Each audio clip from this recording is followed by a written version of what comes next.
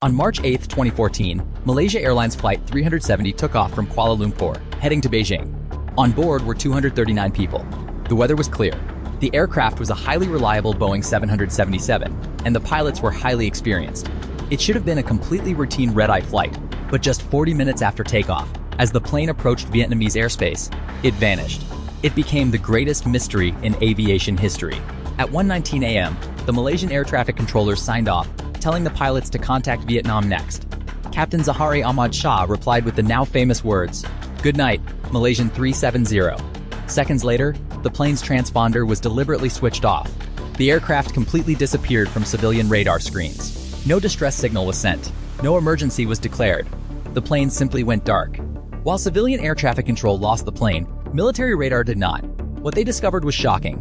Instead of flying straight to China, MH370 made a sharp, aggressive left turn. It flew back across the Malaysian peninsula, navigated precisely along waypoints, and then turned south toward the vast, empty Indian Ocean. Someone was still actively flying the aircraft, flying it completely off the grid.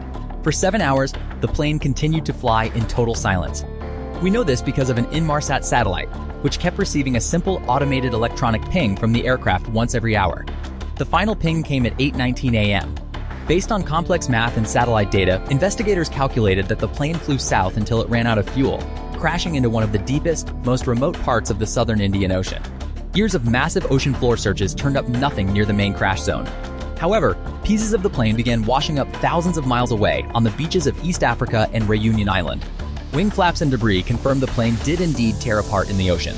Yet, despite finding these fragments, the main wreckage and the flight data recorders, the black boxes, have never been found. What actually happened inside that cockpit?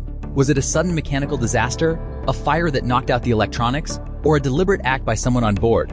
Over a decade later, we still don't have a definitive answer, but the search for the truth continues, because the families of the 239 victims deserve to know what happened to Flight 370. If you think this video was interesting, give a like and hit that subscribe button.